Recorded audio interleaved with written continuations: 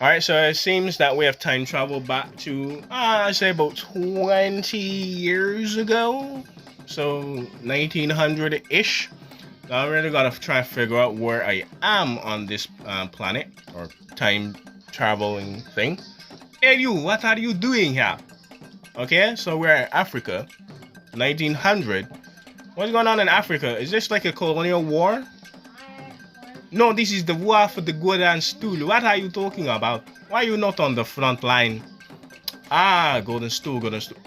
Oh, oh. So anyway, yeah. So I'm gonna go now. Have fun with the Golden Stool. You are going to fight for Queen Avalija. You are going to fight for Mother Ya Shantinwa. Miss Shantintwa? Yes, you are going to fight for Miss Anshintwa. I mean, come here, come here, come here, come here, come on. You are under arrest. You are going to fight in the war for the Golden Stool. Well, I guess we're gonna fight for the war of the Golden Stool, guys. So if I die, you know where I've been. So just remember me. I probably would win an Ashanti Gold Cross, so keep that out.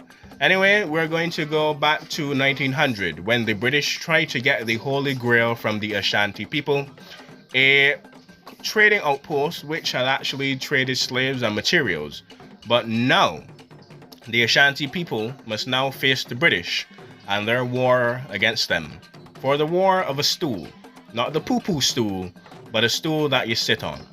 And it was more significant than gold and diamond encrusted power. It was metaphysical. It was a symbol of the Ashanti people.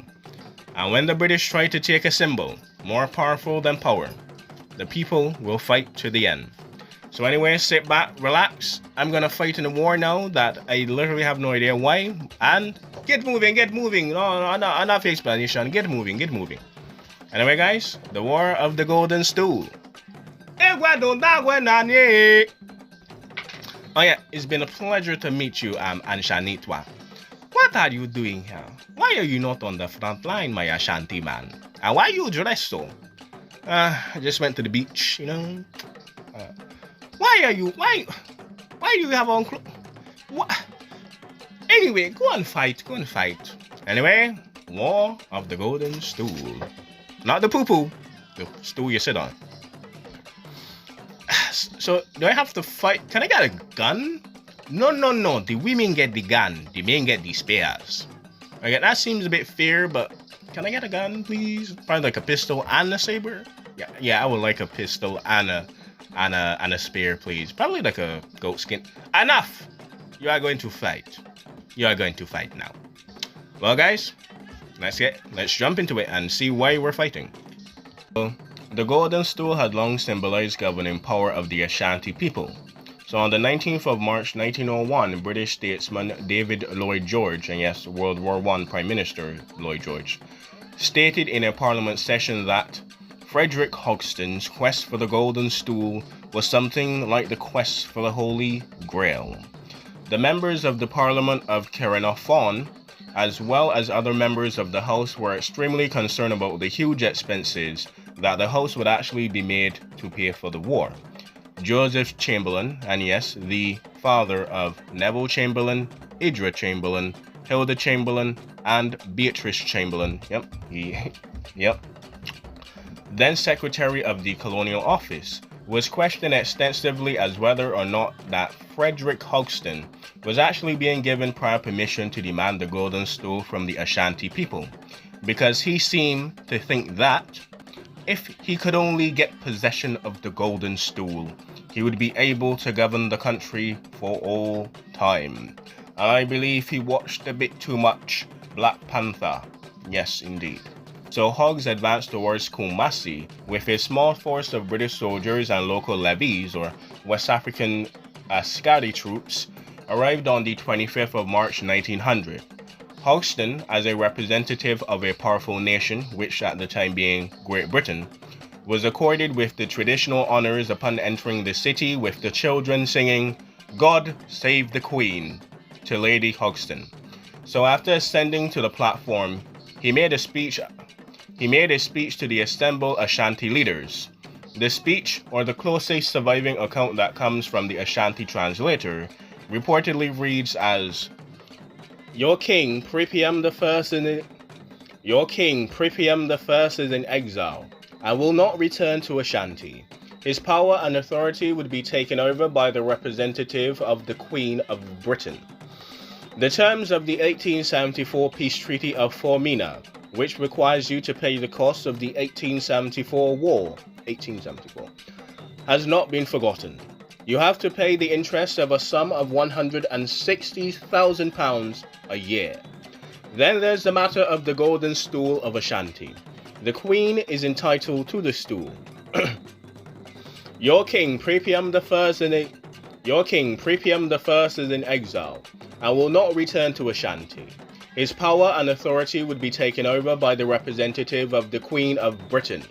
The terms of the 1874 Peace Treaty of Formina, which requires you to pay the cost of the 1874 war, has not been forgotten. You have to pay the interest of a sum of £160,000 a year. Then there's the matter of the Golden Stool of Ashanti. The Queen is entitled to the stool. She must receive it, and not the poo-poo kind. Where is the Golden Stool? I am the representative of the paramount power.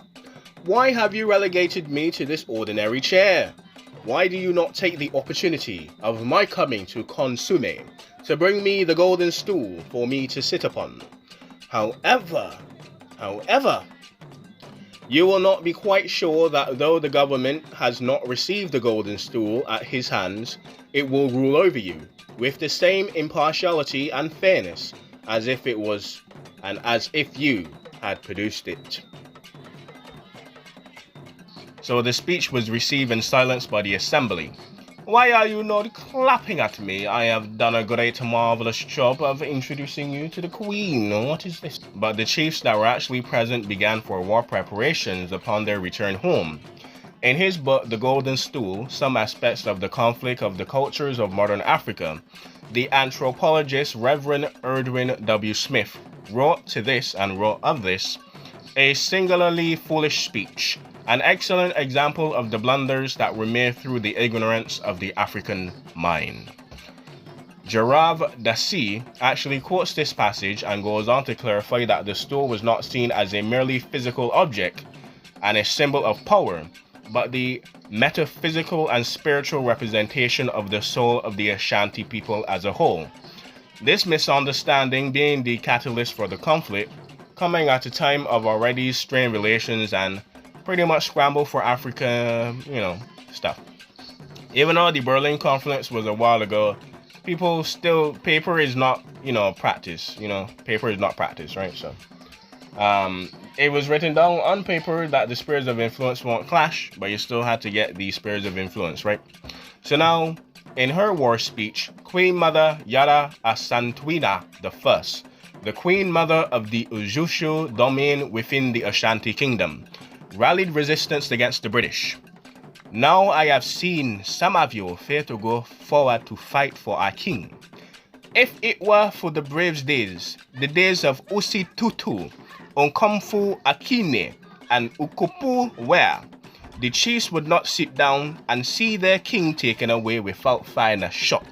No foreigner or Obriri or Obrini could have dared to speak to the chief of the Ashanti in a way the governor spoke to your chief this morning. It is true that the bravery of the Ashanti is no more. I cannot believe it. It cannot be. I must say this. If you, the men of Ashanti, will not go forward, then we will. We, the women, will. I shall call upon my fellow women. We will fight. We will fight till the last of us falls on the battlefield. So she collected men to form a force with which she could attack the British and retrieve the exiled king with. And the Golden Stool, yes, you didn't forget. So the enraged populace produced a large number of volunteers. As Hogston's deputy captain, Cecil Armitage, actually searched for the stool in the nearby bush, his force were actually surrounded and ambushed but a sudden rainstorm allowing the survivors to retreat to the British officers and offices in Kumasi. The officers were then forfeited into a small stockade of about 50 yards or 46 meters square, with 12 feet or 3.7 meters of a loop-holding high stone wall, and actually firing turrets on each corner that housed about 18 Europeans, dozens of mixed-race colonial administrators, and 500 Nigerian Hussar with 6 small field guns and 4 Maxim guns. And if you could probably tell, yes, this is going to be a slaughter for the Ashanti people. The British detained several high-ranking leaders in the fort as well. The Ashanti, aware that they were unprepared for storming the fort, settled into a long siege, only making one unsuccessful assault at the position on the 29th of April. The Ashanti continued to snipe at the defenders. Oh look, it's that. They cut the telegraph wires. Hello, hello, tea time, hello, tea time, hello. They blockade the food supplies. Oh dear. These crumpets are awfully stale, but there's nothing else to eat in this god-forsaken fortress. And of course, they attacked the relief columns as well. Oh, we came to relieve you boys. What? Hello? Hello there. Where are you going? We were just going to relieve... no, you were not. So, blocking all the roads leading to the town with 21 log barricades, 6 feet high, with loopholes of fire throughout, hundreds of yards long, and it was so solid that they would be impervious to artillery fire. Yep, artillery fire with fire. I guess you do fight fire with fire. Okay, limp and over. So as supplies ran low and disease took hold and its toll on the defenders, sleeping sickness could not come fast enough. Another rescue party of about 700 people arrived in June. Recognizing that it was necessary to escape from the trap and preserve the remaining food for their wounded and sick, some of the healthier men along with Hogston and his wife and a few other hundreds of the Hasahu, or the Husa, or the Nigerian Askari, made a break for it on the 23rd of June. Run, you cowards, run! Meeting up with the rescue force as they were evacuated. Oh man, you could not come fast enough. 12,000 Ashanti Abadi, or warriors, were summoned to attack the escapees as they tried to board the ship, who gained a league on the long road back to the crown colony of Goana, thus avoiding the main body of the Abadi. Days later, the few survivors of the Abadi assault took a ship from Accra, or Accra in Ghana, or Ghana, received all the available medical attention and treatment. Thank God for Florence Nightingale, let me tell you. So on the 7th of July, the Star newspaper of the British Isle of Grenstry, one of the isles, stuff, featured an article about Ya Asantewaa and her growing support among the Ashanti people and her cries to fight the British.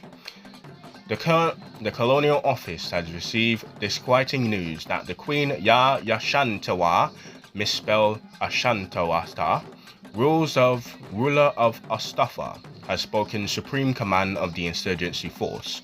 She was under command of General Asamara and the Kwakwa of Alisa, and the army of 20,000 warriors, including a battalion of Amazons and 1,000 handpicked soldiers, from whom a kind, scared band.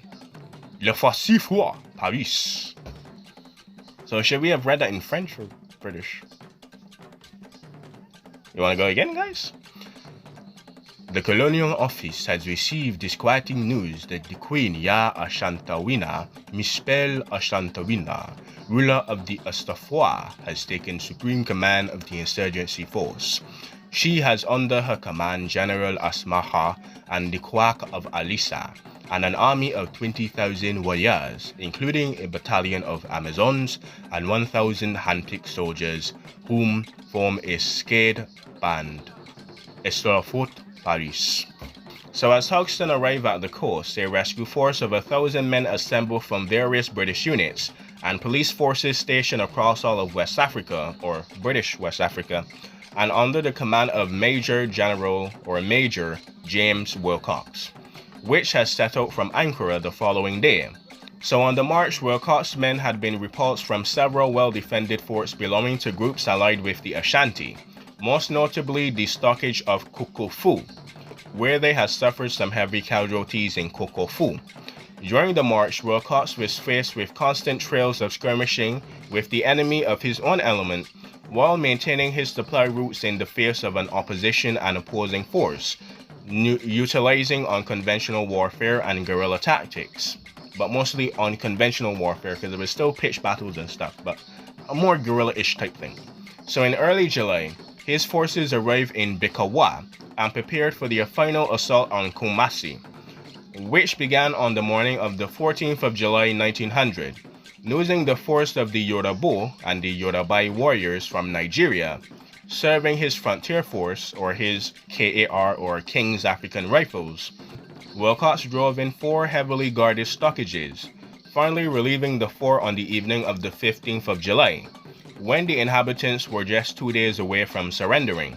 Now, on the 17th of July, the majority of the forces, excluding a garrison of about 160 men, under the supervision of 5 British officers and NCOs under the command of Captain Eden, set off on a return journey to Bekawa, carrying their sick and their wounded.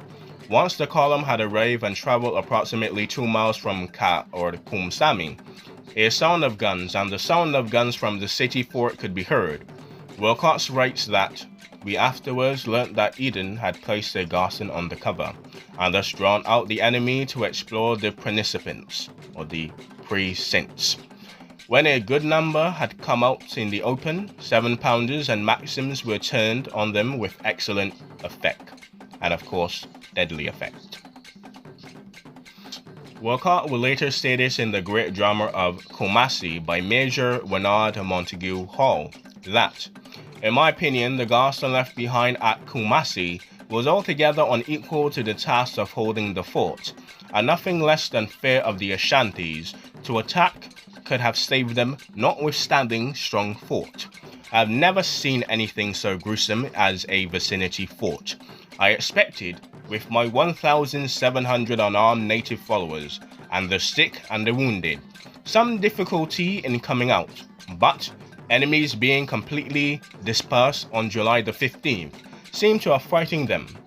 But as they did not fire a shot on 25 miles, we marched, which took 3 days, owing to 2 days of excessive rain." So basically he says, I'm the best, the Ashanti fears me, it is what it is.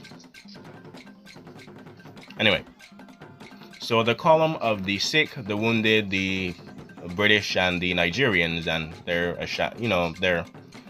their allies made their arrival at Bekwe on the 19th of July. So in September, after spending the summer recapturing and tending to the sick and the wounded in the captured Kumasi, Wilcox sent out a flying column to the neighboring regions that had supported the uprising of the Ashanti. His troops defeated the Ashanti forces in a skirmish in Ubasa on the 30th of September, and also succeeded in destroying the fort and the town of Kukufu, where they had previously been repulsed and defeated. That'll teach you. Using Nigerian levies to hunt down the Ashanti soldiers, they would do it with ruthless effectiveness. So Ashanti defenders would usually exit the engagement quickly after a stiff initial assault, and nothing could actually come of it, so they pull back rather than trying to force it, right? So following the storming of the town, Captain Charles John Melas was awarded the Victoria Cross for his bravery in the attack. And by bravery, he just put on a couple of Maxim machine guns and watched the bullets fly. So anyway, as you can tell, this is in the period of colonialism, and not shocking, but the Ashanti and the Ashanti Kingdom was actually annexed into the now British Empire, which would turn into Ghana. However, the Ashanti were still largely governed by themselves. They gave little or no defenses to the colonial authorities after the Golden Stool. The Ashantis were successful in their pre-war goals to protect the Golden Stool, but the following year, the British arrested numerous chiefs, including the Queen Mother, Eljusa Yaya Ashantiwa, and exiled them to Seychelles for 25 years. I mean, it could be worse. At least it's a vacation on the coast of Africa. Better than Corsica, I could tell you that. So in that 25-year period, many of them actually died from, lack of medical care. Ya Ashantwana herself died in 1921. Almost there. So Kumasi City retains a memorial to this war and several large colonial resistance and residents. So Ashanti and the former Gold Coast eventually became part of modern-day Guyana. Not to be confused with Guyana in the Caribbean, so that's why I accented it a bit, but Accra Guyana, not Georgetown Guyana. Anyway, and there is anyway, we'll do that when we're finished. Anyway, the war cost the British and their allies approximately 1,000 fatalities in total. However, according to the statement made by MP David Lloyd George in Parliament in 1901, the Colonial Office should have some justification for the foolish policy of the British government in regards to the Golden Stool that has led to hundreds of thousands of the corpses of savages festering around the court and the fort of Kumasi. Big Coom. David Lloyd George further admonished Joseph Chamberlain for his dismissive attitude towards the Ashanti casualties of the war. Nothing at the Golden Stool has never been captured by the British. Surely, human life was worth some respectful treatment, he said. The Golden Stool was hidden deep in the forest for the duration of the war, with the British continuing to seek it out until 1921. Shortly after this, it was accidentally uncovered by a team of laborers who took the golden ornament that adorned the stool and left the rest, which was in the woods. An Ashanti court actually sentenced the laborers to death for their discretion, but the British officials actually intervened and actually arranged for their exile instead and give back all that nice gold, right? So the British troops of this war were actually awarded the Ashanti Medal for service during this short war for a piece of golden stool. The one you sit on, not the poo-poo. So anyway, King Puramapa I to Ashanti. So in 1924, 3 years after Ashanawata's death, God bless her soul, the king was allowed to actually return. Thousands of people, white and black, flocked down the beach to welcome him. They were sorely disappointed when the news flashed through the Nana Panim and was not seen by anyone. And he was then landed at 5:30 p.m. and proceeded straight away from Kumasi by the special train. 20 minutes after the arrival of the train, a beautiful car brought Nana Panim Prenpa into the midst of the assembly. It was difficult for us to realize, even yet, that he had arrived. A charming aristocratic looking person in a black long suit with a fashionable black hat held his hand to the cheers of the crowd. That notable figure was Nana Prempa. Anyway, guys, I hope you enjoyed that one. Hope that was entertaining. Hope that was fun. And I hope you enjoyed it. A bit of, a lot of people are like, why don't you talk about Black history, man? And I'm like, okay, here you go. So anyway, I thought it was kind of funny. I thought this was like one of those very interesting wars as well. I wanted to do it for a long time. I wanted to get back into Africa for a little bit, but here you go, everybody that's been asking me. But mostly me, though. Mostly me. I kind of like this episode. Anyway, guys, I hope you enjoyed. I hope you learned something. I hope it's been a fun one for you. Trying out something a bit new, something just a bit more natural. So hope you enjoyed. I hope you learned something, and I'll see you next time. Learn something, ladies, gentlemen, NB, and whatever have you. Because keep in mind. Oh yeah, and the thing of the day, the moral of the story is never go to a golden stool without your toilet paper.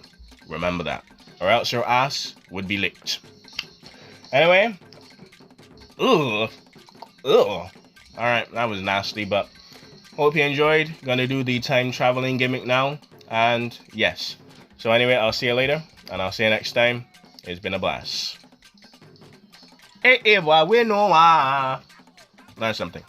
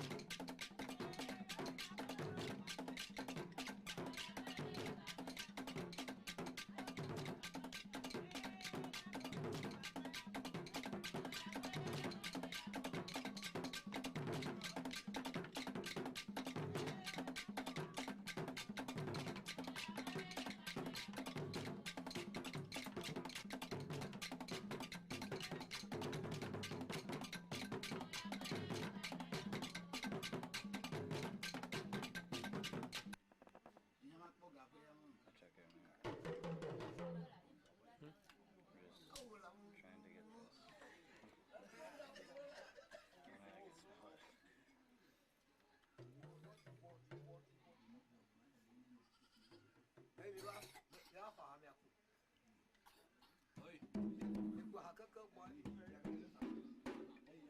like vinegar, you know?